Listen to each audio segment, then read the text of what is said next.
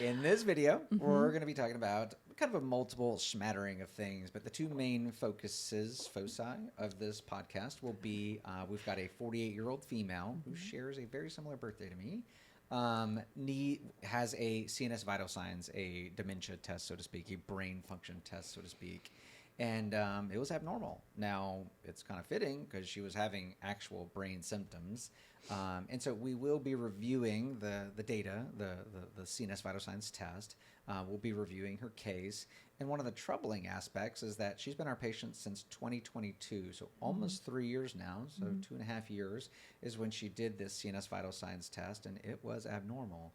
Now, the problem is this was the first time she did it, so we don't have a baseline, and we don't know if this is something that's improving or worsening. I do have a case that I at least wanted to jump in before we discuss this case, just for anyone that might be watching to know that this may be a bit of a cliffhanger, but dementia is reversible. Dr. Bredeson's book, End of Alzheimer's, did a great job of documenting all the things you need to do, all the functional medicine things. So we apply a lot of his principles. We do things a little differently, our own way.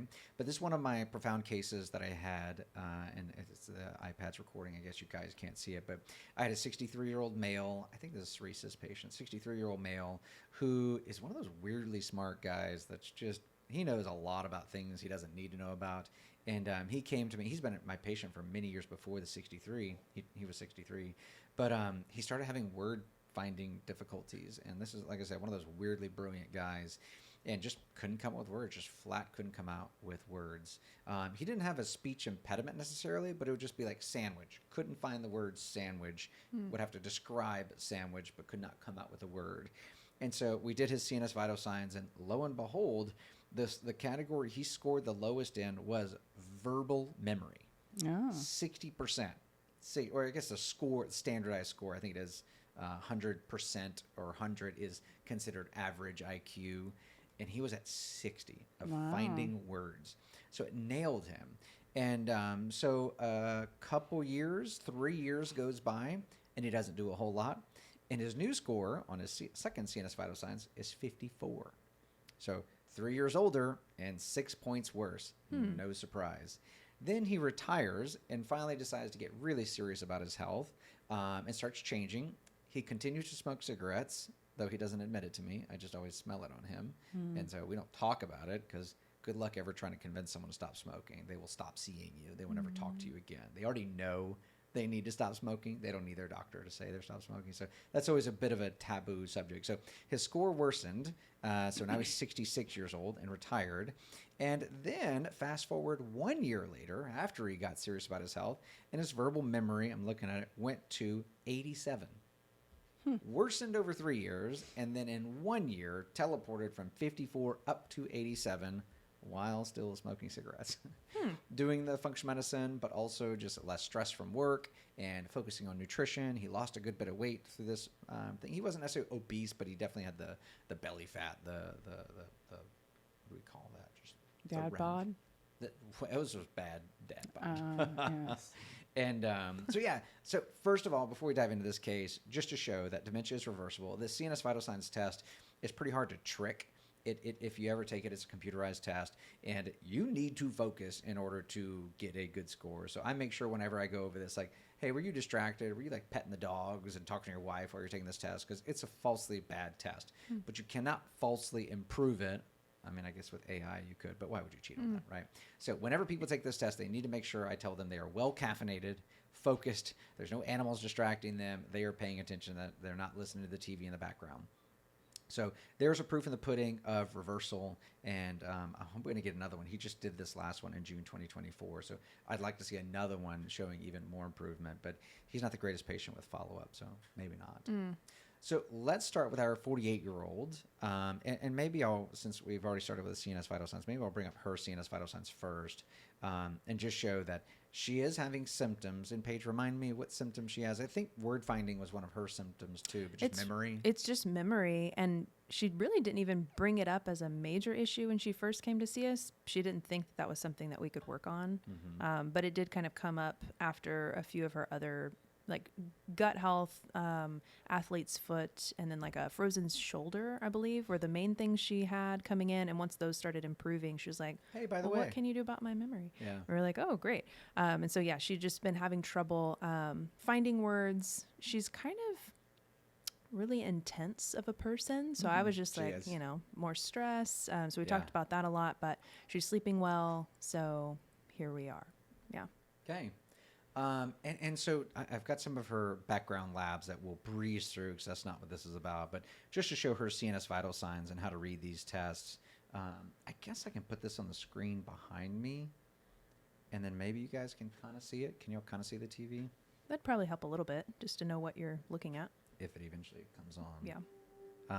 So the idea is, tell me if y'all can't see it. So the idea is everyone should be in this average category, this 90 to 109.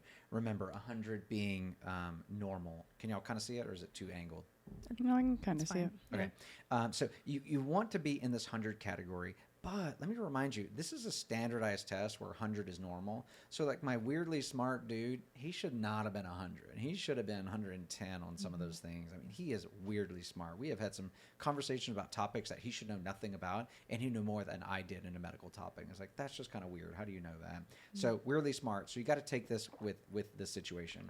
Now, this patient, she's not dumb by any means, but she's no weird genius or anything. So having 100 for her, totally normal.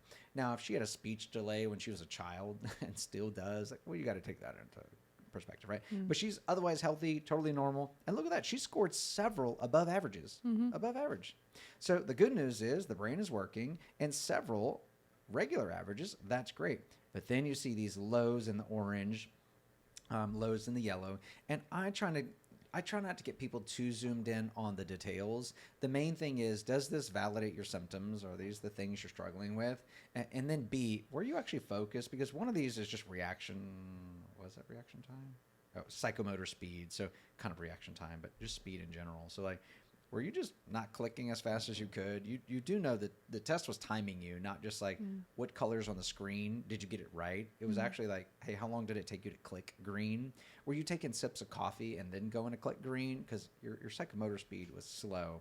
The amount of things that are tested in this is I don't understand. That's why this computer test is there. So yes, some of it is, did you get the right answer? But some of it is, how long did it take you to get the right answer? Not just how many wrongs did you do. So timing is important. That's why they need to be focused. They need to be going. Because the next one was processing speed. Well, maybe she's not processing very well, and that's why it took her so long to motor her muscle to the answer, right? And then the finer one was motor. So psychomotor is the thinking of the motor movement. How they can differentiate psychomotor versus motor, no idea. But all markers to watch. So unfortunately, this is the patient's first test. And she's not slow by any means. She's actually kind of one of those people that looks like she moves through time way faster than everyone else. Like, yeah. She's intense. She's fast. She talks faster than I can keep up most of the time. So these are very abnormal. It's the first time. She did this just now in January. So now, and it's February now, so it's been a month. So I would make sure that in her follow-up, we do another test in 2 months or so. So in March, we're doing another test. In June, we're doing another test. Because it's a pretty cheap test. I think it's $100, something like that, maybe 50. I just looked at her chart. It was like 55. Yeah, so it's not expensive. The hardest part to getting people to do this is to actually stop and make the time to take it, because it's a solid 30-minute test, and it's a brain quiz. You will be a little tired after you're done taking the test. Have y'all taken it yet? No. No. Okay, Have you? Yeah. I semi-failed it. The reason why is because I was watching a conference. This was years ago, and the conference talked about this test. So you try to let do me it go check all at out. once. So yeah, I'm listening to the conference online because this was COVID era, and I'm taking the test in the background, paying attention to both. And then I get the score, and it's like, oh my god, I guess I should have paid attention. Oh no. Yeah, That's so I was pretty proud of myself for my scores for paying attention, but that's why I tell all of my patients, like, make sure your keyboard works, make sure your mouse is charged. You got to be ready. And I'm surprised how many times that's become an excuse. Well, my keyboard wasn't working. Okay. That's why I didn't do it. So anyway, I digress. So her levels aren't good, but ultimately we got to repeat it because maybe she just wasn't focused, and then it's going to be better. But if she's got 2 in a row that show the same thing, then you know you've got a trend, and then we've got things to discuss.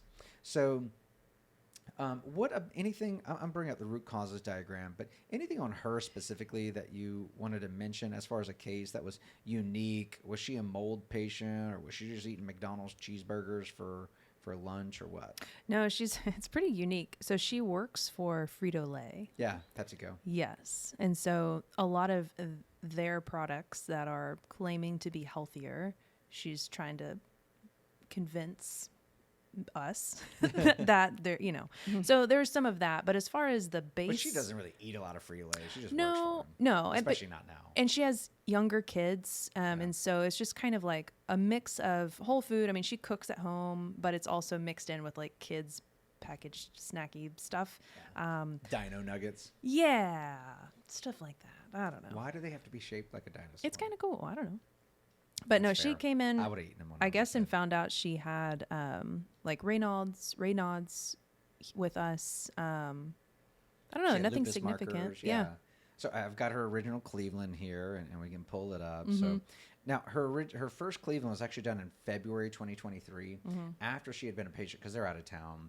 So she had already been a patient for 8 months prior to this Cleveland test. So there's going to be a lot of normal here, but it's because she had already done so much with vitamins. Like her B12 was pretty good, her vitamin D was good, her fish oil was pretty good, homocysteine was pretty good.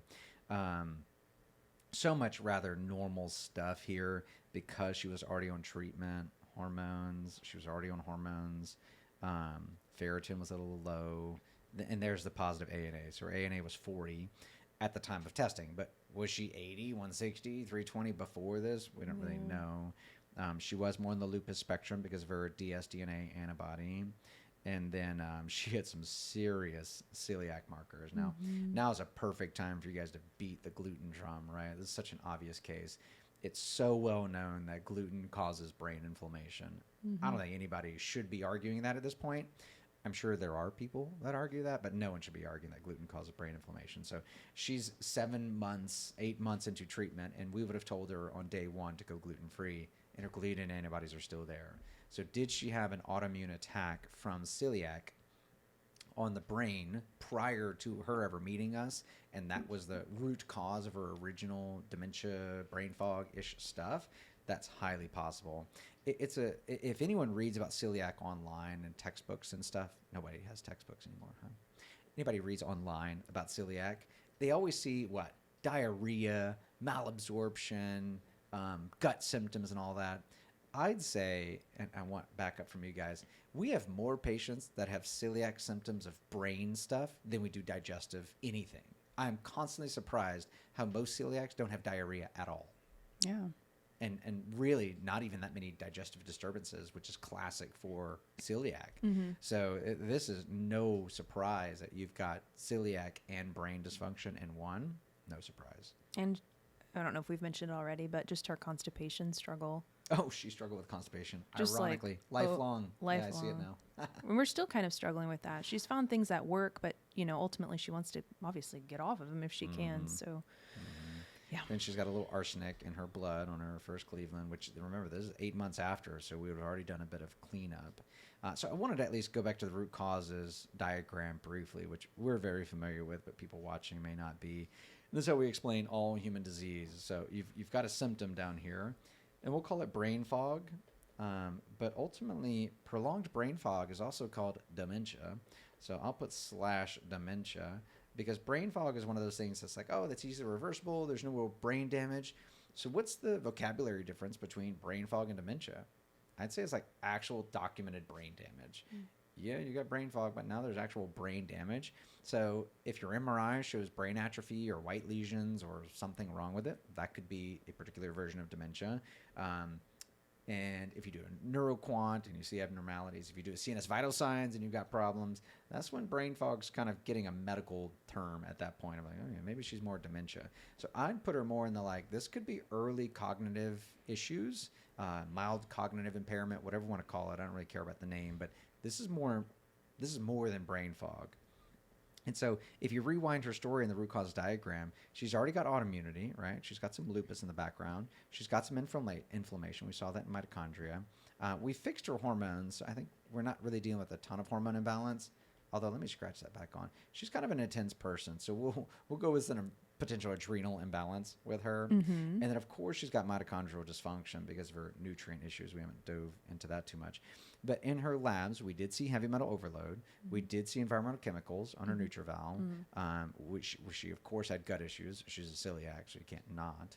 I don't think we had a known mold story with her, right? It was all over the place, but nothing confirmed.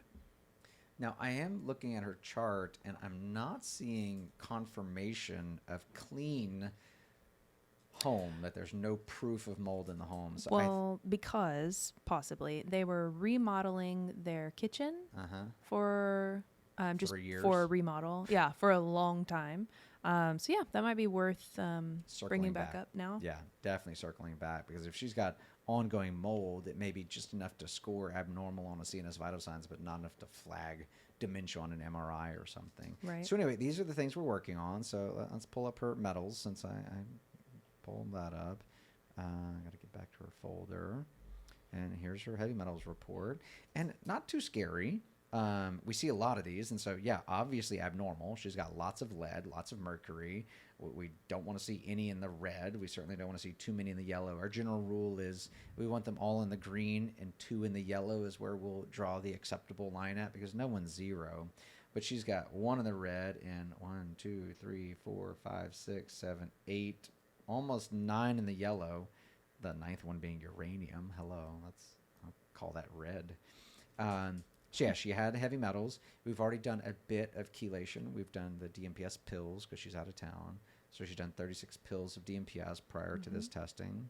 And then the NutriVal is relatively recent, I believe. Yes, November. Yeah, so just 2 or 3 months ago.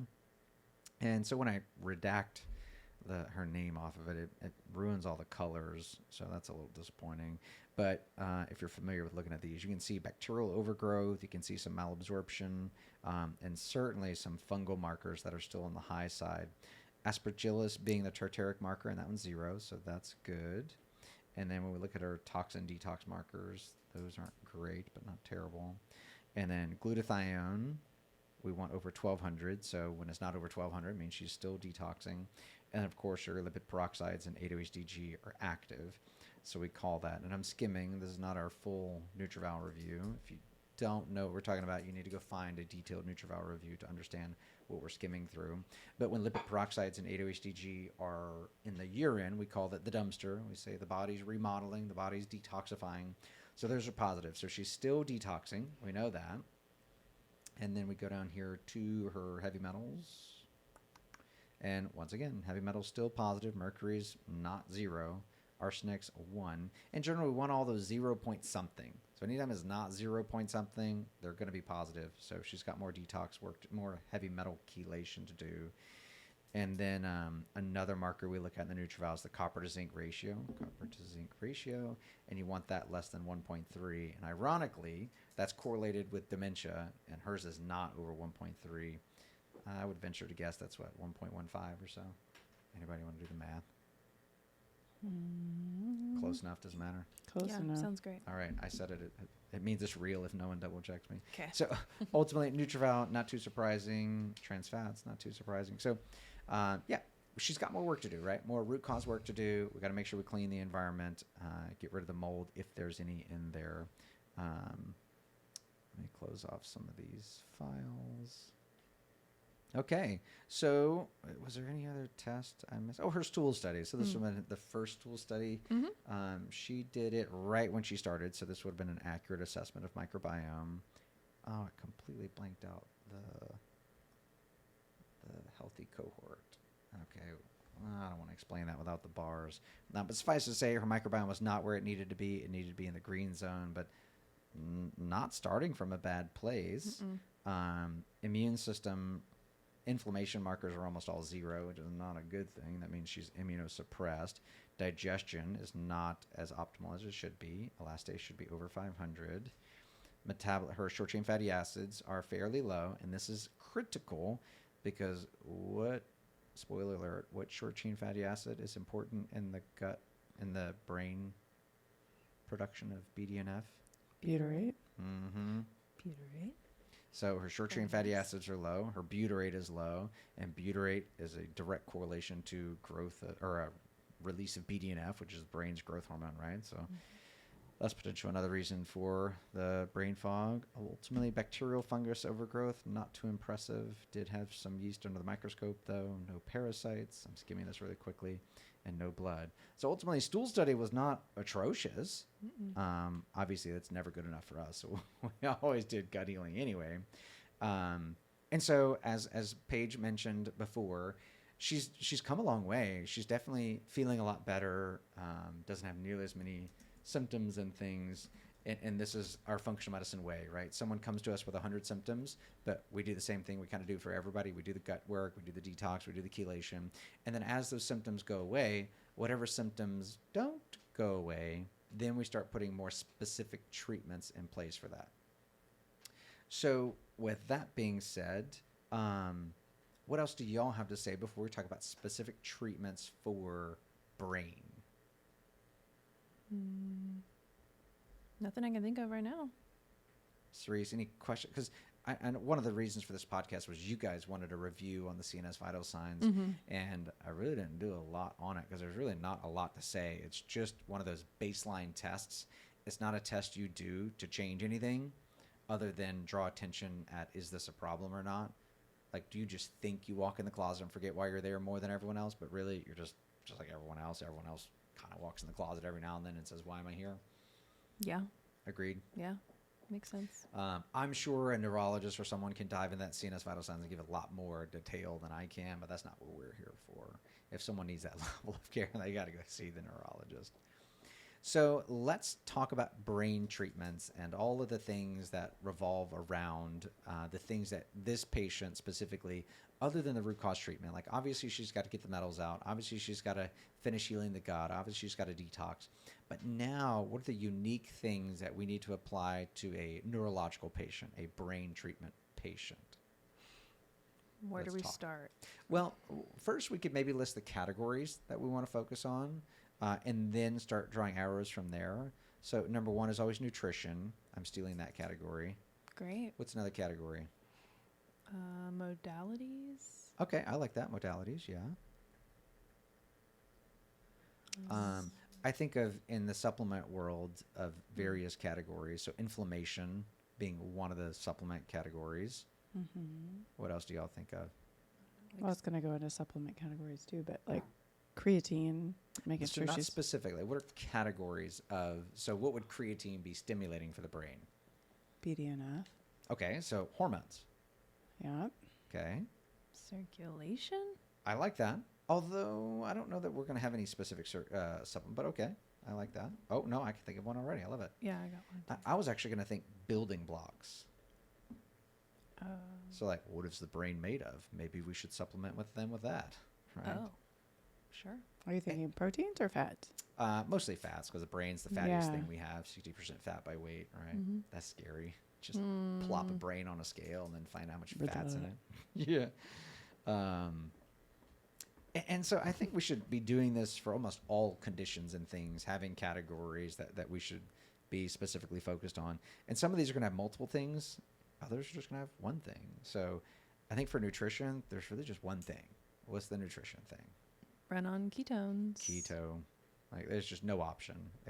If you got brain issues, CNS issues at all, neurological issues, the diet is keto.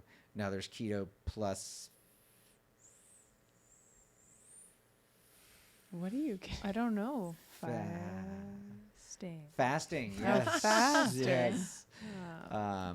Which is kind of opposite. Fasting is opposite of nutrition, but it is the work y'all have to do. I just get to tell people to go work with you and do fasting. But Well, it increases BDNF. So. it does. So fasting and ketogenic are the two most powerful nutritional things that you can do. What else do y'all want to mention in the nutrition world as far as BDNF, things that people should be focused on? The usuals, right? But Yeah. a big one is, as we mentioned a second ago, butyrate releases BDNF. So they got to be focused on ferments and fibers. So I think too many people on ferments and fibers, I think too many people on keto just think bacon, eggs, cheese. Right. And that is technically keto. It's pretty easy to hit the macros that is keto.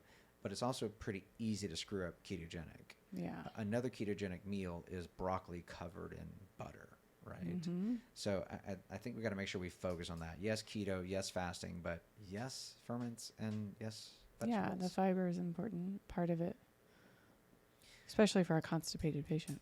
Mm-hmm. In the keto world, we always like to say, as long as your ketones aren't zero, you're in ketosis. But the technical ketone level for brain regeneration would be don't they say like 1.5. It's 1.5. Mhm. Oh, that hurts.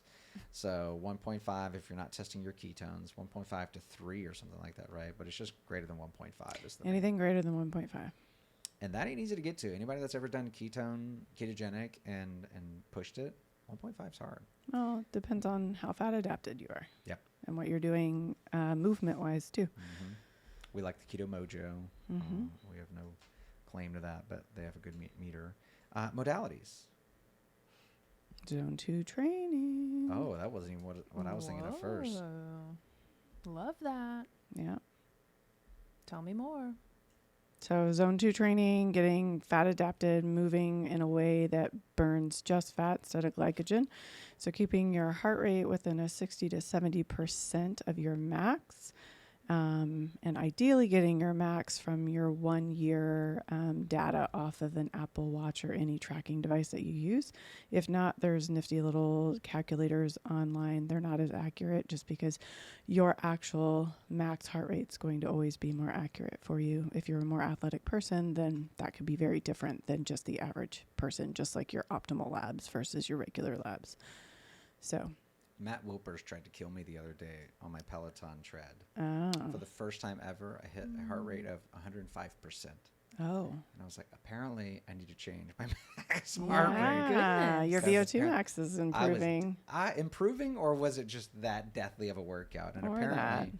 after I was done, because I had my headphones in, my kids came down like, "Dad, are you okay?" I was like, no, I was not okay. That was I potentially was the being hardest workout killed. I've ever done. Yeah. Oh my Nice. gosh. But I was just barely surviving, so I was like, okay, I can do this. And Matt was being very positive, and I was feeling it. That's so Alright. funny. Man, I heard. Good job. There was some groaning noises being made. Oh. He gave me permission to make groaning noises. So. Oh. There you go. Well, there you go. Okay. Anything else in modalities? I can for sure. H-bot. That, Hyperbaric. that was what came up for me. Yeah, H-bot. Speaking of opposites, Zone 2 takes a lot of energy and effort and stuff. H-bot is literally the opposite. You just sit in a chamber and do nothing for an hour. I don't So know. I think zone 2 is very boring, but I love Zone 2. I can live in So Zone 2 all boring. day. The other thing I'll say is actually high intensity exercise too, to really stimulate those growth hormones, the BDNF. So I'll say, yeah, Zone 2 is important, H-bot's important, but you always got to have the intensity stuff too. yeah. Maybe not the strength training for brain, although we want everyone doing strength training. Well, yeah, gotta for add in the sure. intensity. You've got to have enough protein and amino acids to break everything down. That's important for brain health too. So, Mhm. So what are some specific brain inflammation? Because basically, if you have dementia, you most likely have some brain inflammation. So what are some of the things we can use for brain inflammation? high dose glutathione. Oh, I like that.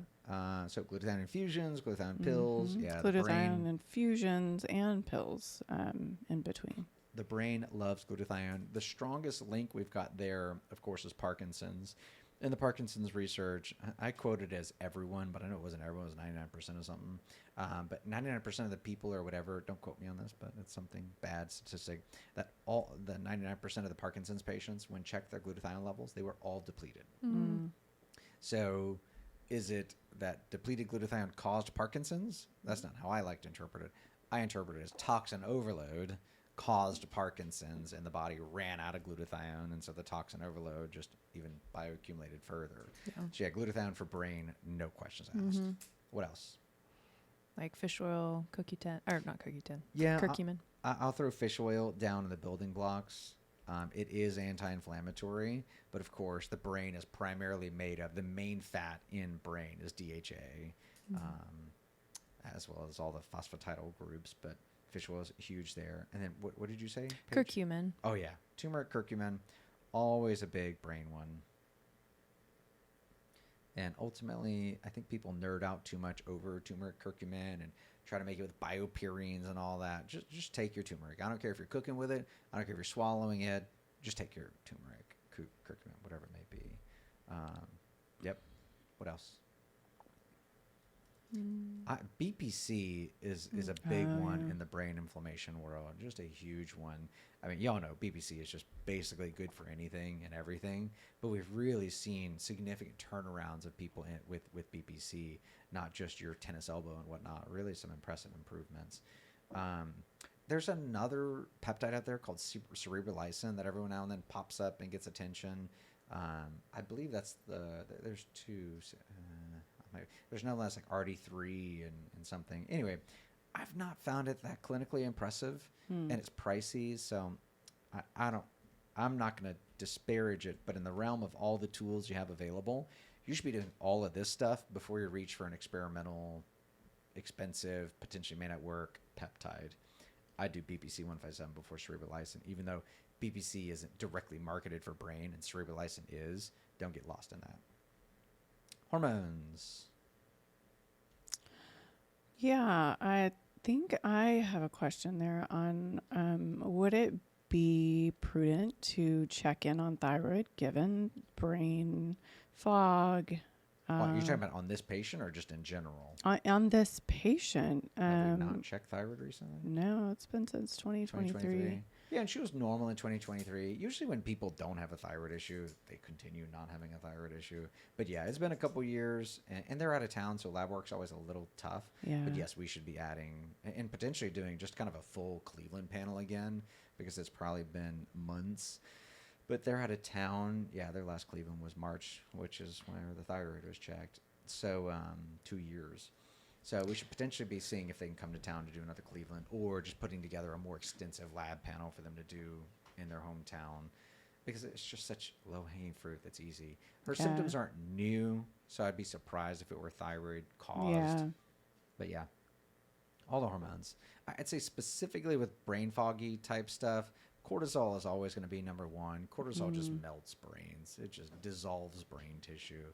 So make sure you're always balancing the cortisol.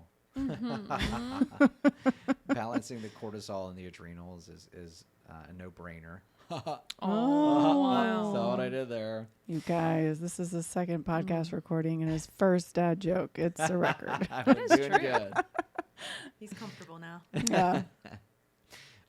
Female hormones, of course, is a given. That one's well Yes. studied and well proven. I guess the data there is that 60% women are 60% more likely to develop dementia. If you give those women hormones, that risk is negligible and Yeah. considered equal to men. So obviously hormones are good for dementia. But I'd extrapolate that further to say testosterone is good for dementia too. I don't know how much research there is on that. Hormones, thyroid, of course, insulin, right? They're calling dementia type 3 diabetes. So got to manage the insulin hormone. When we say hormones, so many people think of thyroid and sexual hormones, Yeah, and that's I the know. end, right?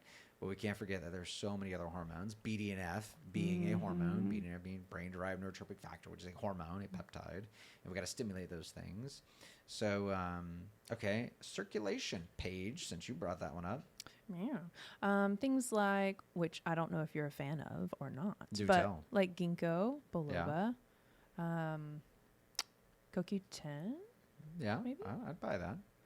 It's another fat-soluble nutrient. It's heavily used in the mitochondria. Anything you can do to improve the mitochondria should improve brain function. So, yeah. And then like, I was going to say like just breath work, like actually breathing, like in You think general. breathing's important? Like, Might should I be be. doing that? Probs. What about modalities like lymphatic massage for Yeah, circulation? that's very Yes. reasonable. That's Yeah. a Vibration great one. plates, things Yeah, like that. breathing goes back to that cortisol issue too. Yeah. I'm surprised you haven't said the one circulation thing I was thinking of. What, like sauna or something? All right, well, okay, didn't think of that. Wonderful idea. Yeah, Great. if if the sauna doesn't increase your circulation, it's clearly not hot enough. Neo 40? That's what I've been Yeah. There it thinking. is. We're getting closer. Yeah, there it is. So Neo 40 being nitrites. I can't remember whichever one it was. The beneficial nitro, whatever. That's not bad in hot dogs. Whatever it is. Got it. The product, the nitrogen species that build up nitric yeah. oxide, not nitrous oxide. That's what makes you, that's laughing gas. Yes. Nitric oxide. But also in circulation goes HBOT. HBOT is well known to stimulate collateral circulation and oxygen in the brain and all of that jazz. So all of it is going back to it. So I wrote fish oil and building blocks, but I think there's a couple more things that should at least go there. What's at the top of y'all's mind? The phosphatidyl, both of them. Yeah, that's really the only two I was really thinking of. So phosphatidylcholine and phosphatidylserine. What about vitamin D? Well, I mean, Where that's would so that play a role? standard. Everyone Hormones? should be Hormones. Yeah. on. Oh, we're going to go down Yeah. that vitamin D is a hormone. What? I like it. Do you disagree? No, we should rename it. Should be hormone D. That's Yes. weird. That sounds erotic. Oh man. I'll just leave it It's at short. vitamin D. Vita hormone D. Yeah. Hormo Vita D. I It's think not working. it's We getting should worse. workshop It's getting worse. Yeah. So can't forget phosphatidylcholine. Cannot forget phosphatidylserine. Nobody can say those things, so we always abbreviate PC and PS. Mhm. Those are easy things to find and quality. I can say them. I can't Cholesterol? spell them. Sorry. Cholesterol? I don't know. You Building should eat blocks? cholesterol, yes. Correct. And you should not reduce your cholesterol because there's a little known thing Yes. called the brain needs cholesterol to survive. I Yeah. know. And in No order way. to make your hormones, you need What? cholesterol. What? No. Yeah. Statins cause dementia? No way. They are Wow. cure all for everything. Well, I'm just saying all the Insert fat-free Frito-Lay stuff Oh, might be boy. playing a role Oh, here. geez. Oh boy. Unsure. Oh boy. So yeah, anyone listening, that was sarcasm. Statins do cause yeah. dementia. It is studied. It is proven. Yeah, let's clarify so Yeah, that. wait a second. If you don't have a heart attack and you have dementia, you should probably just stop your statin because you're probably not going to die of the heart attack, but the dementia might. So choose. Do you want your heart or your brain? That's assuming that statins help the heart, and so I don't even believe that. So anyway, we'll leave that topic. Okay, I think we've covered the CNS vital signs pretty thoroughly, and we have more hormones to discuss, right? Yeah. That was Yeah. kind of the other topic, but I think we've wrapped that up in a nice bow. Yeah. So what was the other hormone? This would just be the kind of icing on top of this podcast. It's completely separate. But what was the hormone questions, or what did we want to discuss? I have a specific question about our approach to the thyroid. From what I remember, from what you've said in the past, is let me pull this up so I Your cheat sheet, your notes. Of Speaking course. of dementia, it's Hey, not written down. She's not remembering it. that's not true. That's not, I just want to accurately say it. Oh, geez, there it is. It's the first note, of course. In the past, you've said when looking at our thyroid panels for our patients, like I love that we pull all four of the thyroid numbers and that we're looking at TPOs and antibodies. And to be Across specific, the 4 thyroid numbers that anyone and everyone should be drawing, and not anything else, is TSH, free T4, free T3, and reverse T3. Yes. None of this total thyroxine, whatever the hell. There's so many No. stupid thyroid hormones. Those are the 4 you need. And you need the antibodies, TPO, anti-TG, and for the patient that you're ever concerned about Graves, it's called TRAB. Those are the 3 antibodies. Yes. Okay. now So you the can go on. question is, what is the thought behind we wait for the TSH to be a 5 before we even consider optimizing? Are you done? Yes. Okay. He's ready. I know. I was like, it's I coming. love it. I love it. Let's go. No. So I like that question, and that's definitely worth answering. So the first answer is, as a conventional doctor, as I was born and raised, conventional doctor through and through, not functional medicine at all, the idea was you don't start treating the thyroid because it's totally normal until it's up to 5. Then you start treating it. Yeah. As I moved to Austin and started getting a little more nitpicky over the thyroid and going to some of the thyroid conferences and whatnot, the endocrinologist taught me that you wait until 5 to start treatment, but then once you start, you go for under 2. I was like, well, if our goal is under 2, why don't we start when it's over 2? And so my young career, when I knew nothing about functional medicine, got really aggressive with thyroid. And so anytime someone was over 2 and had any thyroid symptom, dry skin, I was giving them thyroid hormone. And we nerded out over thyroid hormones, and I would get people to perfect levels, and then when it would change it again. And so I made somewhat of an early career in lots of doctor's visits, lots of follow-up with just managing people's thyroid. And there are other people in town that only do this to thyroid. Yeah. You've seen some of those patients. Mm-hmm. And ultimately, in the long run, I realized that with functional medicine, you can do so much more. Like fixing someone's gut, they will feel so much better. Their skin will be so much drier. They won't have the fatigue and sleep issues, even if their thyroid's jacked up. Like they'll feel better doing that than getting nitty gritty over the thyroid hormone. Yeah. So I evolved from not treating the thyroid hardly at all to over-treating the thyroid. The pendulum swings, right? Yeah. To over-treating the thyroid to then backing off. And now I'm at this kind of laissez-faire balance of like, unless you have significant symptoms, Yeah. I'm not going to encourage you to start thyroid hormone until your TSH is significant, is over 5, because I've treated enough patients at above 2 that almost all the patients don't notice any difference, but now they're on a pharmaceutical. Yeah. And now they're nervous to come off of it.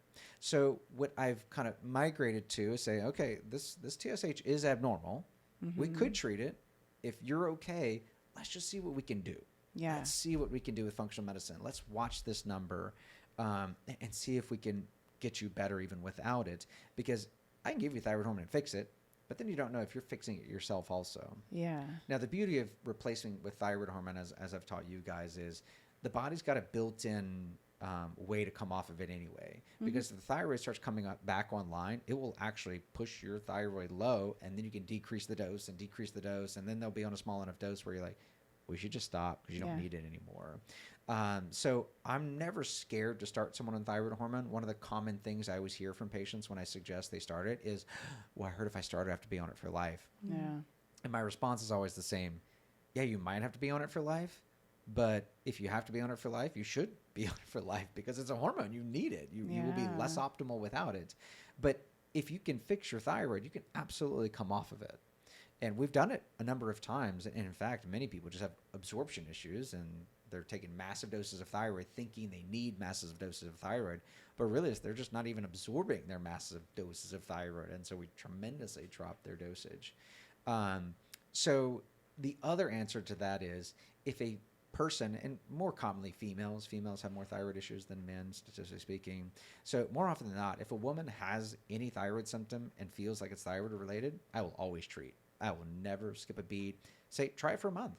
Yeah. Because if it works, great. Hallelujah. Anything to make you feel better, let's keep doing it. But I will caution them, like, be careful with the placebo effect. Yeah. If you take it and you feel better, and then 3 weeks later you don't, you're still in the dose, it's like, well, that was placebo. That wasn't reality. But thyroid hormone is so harmless. I know people talk about AFib and heart rate and osteoporosis and all that. That's only with over-treating the thyroid, not restoring it to normal. So if we're pushing people's TSH below 1, that's when it starts to get a little dicey. Some people like being below 1, and I will allow them to be below 1 because they feel better, but I will always warn them, you don't really want to be below 1. I'll let you do it to yourself because it's your body, so if you want to do it, I'm going to prevent you from being 0. I will not let you be 0.00. Yeah. But if you're less than 1, I'll keep an eye on you. Now, I did have one, I believe it's called secondary hypothyroidism, where she didn't make any TSH. It was just kind of shut down. And so she needed to be on thyroid hormone despite her TSH being 0. It was because she had secondary hypothyroidism. She had pituitary shutdown. That's why she needed thyroid hormone, and we couldn't rely on the TSH. I sent her to endocrinology to get that confirmed, and the lady laughed her out of the office and was not very kind to her. I won't say any names. Yeah. And then we thought, well, maybe I'm wrong. Maybe it's not secondary hypothyroidism. Endocrinology can be a crapshoot when it comes to the thyroid. So we drastically reduced her thyroid dose, thinking maybe it is just suppressed TSH from too much thyroid. It was not. Yeah. Her thyroid numbers went way down. Her symptoms went way up, and her TSH was still 0.0. Yeah. Jeez. Wow. So like, okay, well, it's not a brain tumor, so we're just going to keep treating it even if we don't understand it. Yeah. Well, that question stemmed from Personal? no. Meeting with a lot of our friend. patients, who are optimized, like who are in their optimization phase of work with us where they've done their several rounds of gut work. They are working on heavy metal detox. They've done their Questran. They've moved through a lot of our modalities, and they're still sort of like the patient we were discussing earlier, having these symptoms that are like, these things aren't necessarily getting better. Sort of like what you said before, Paige, of like, we've addressed all of her other stuff. So she felt comfortable enough to be like, so this memory thing, that's not gotten any better.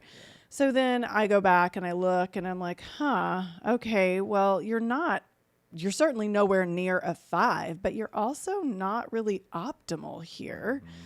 So maybe there's a chance that we need to have that discussion about like, what would a half a grain, a quarter grain do for you? Like, are you willing to even explore that? So that's where it came from. I'm like, I don't know if the that's answer is even always yes, because everyone is different.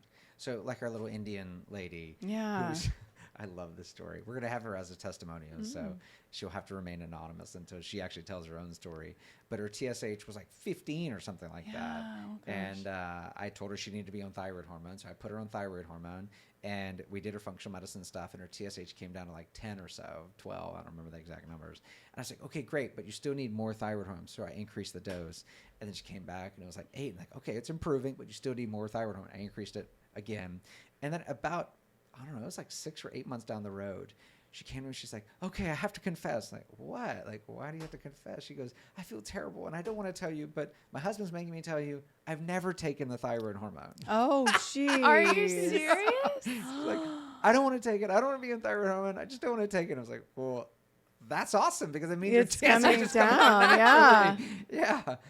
So that was fascinating. And But she's one of those patients that does all the modalities. She does all the things. She even did cold plunge when we had her. So her TSH is not, I think we tipped below 5, and then it kind of tipped back up to 6. That's so cool. She's getting there naturally without any thyroid hormone.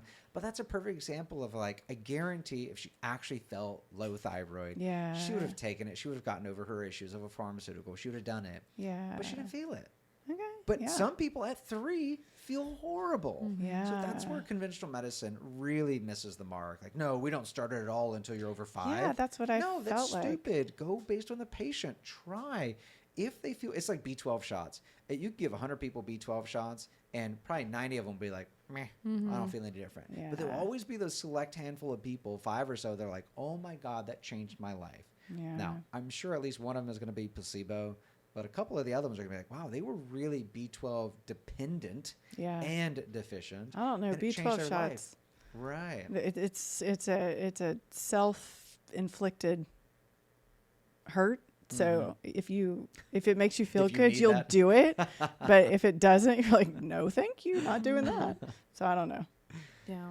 So thyroid hormone it's so low. It's such low hanging fruit. It's not dangerous. And especially if we start with low dose. Now, I never call it by grains, but our favorite to start is NP thyroid, 30 milligrams. Yeah. It's a baby dose.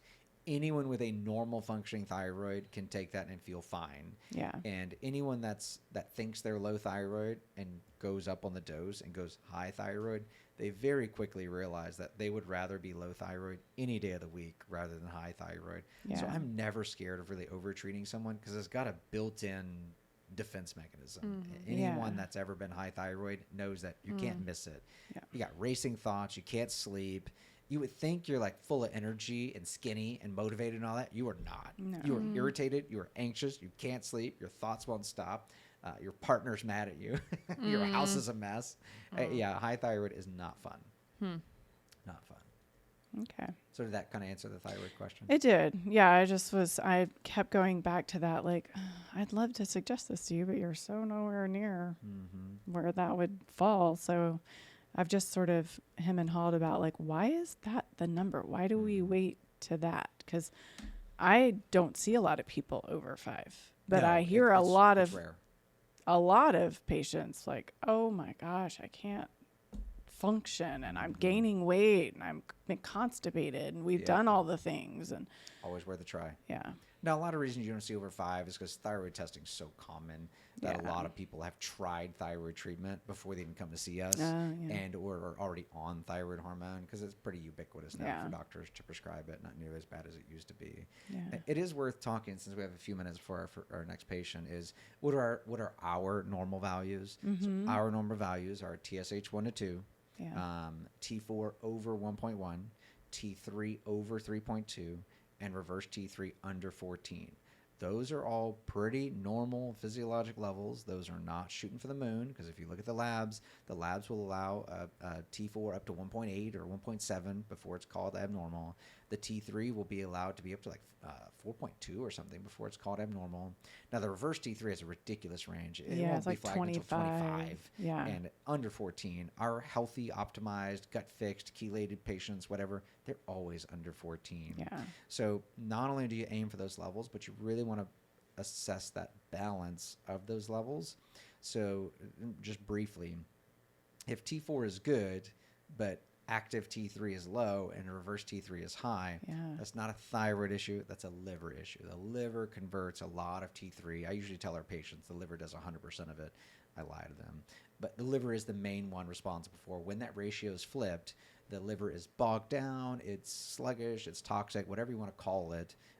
The liver's not working appropriately. So if the T3 is low and the reverse T3 is high, don't treat the thyroid, fix the patient, fix the liver, fix the gut, and that ratio will often improve. But to your point, if you've done that stuff and those ratios are still flipped, then you really got to focus on trying to manually fix that ratio. The problem is, if you give them any T4, they'll convert it to reverse T3. Exactly. So NP thyroid, despite having a little T4, seems, in my opinion, to act more like a T3 than a T4. So I generally start people on NP instead of the levos and lyos. Yeah. But I would first start there, and if I couldn't, A, get their ratio fixed, or B, the patient didn't feel good, I'd then consider switching them to levoliothyronine based on the levels. Yeah. I Where we usu- combined it, that we're going Almost to always. see what that one patient where you reduced her armor, which is also T4 and T3. And then she got added better, but then adding in a little T3, we'll see. But the idea would be because her reverse T3 kept climbing, but her T3 active was low, but not super Ideal. low. Yeah, so it'll be interesting. But her TSH was still climbing too. So it's like, well, the brain still wants something And from that's this. the main thing to listen to. The TSH is high, the Yeah. brain wants more. Yeah. End of story. Give it more. Yeah, but she Within felt reason. bad when she was on higher armor. So it was like very Between. confirming because she was doing her labs regularly that really it just wants T3. That's ideal for her. And I think that's another moral to that story is if you are going to nitpick the thyroid, you got to be doing levels every 6 weeks or Yeah. so. Make a change, check 6 weeks. Make a change, check 6 weeks. Because it's going to be somewhat of a moving target. Yeah. Because each time you'll get a data point on what the thyroid did based on your treatment, but also how the patient felt at those levels. Yeah. And it might be something like, well, how you feel when you felt the best, the levels weren't what I want to see, but it was the Yeah. right combo for you. Clinical always matters more than the lab. And I Yeah. think a lot of doctors get lost in the labs. Got to go based on how the patient feels. Yeah. Now, if they're an AFib and their heart rate's 130 and they feel great, you're like, No. Yeah. time out. You adrenaline junkie, calm Yeah, down. exactly. Yeah. We got to pull you off. No. All right, well, Right. that's perfect timing to wrap up. So we've talked about CNS vital signs. We've talked about dementia, brain fog, ways to stimulate the brain. We've talked about some thyroid nonsense, which, of course, we could talk for another hour on thyroid. So a bit of a superficial thyroid discussion. I think that was good. Any last comments, any last words of wisdom to depart on everyone? Until next time. All right, share this with your friends so that they can learn right along with us. Bye, guys. Bye.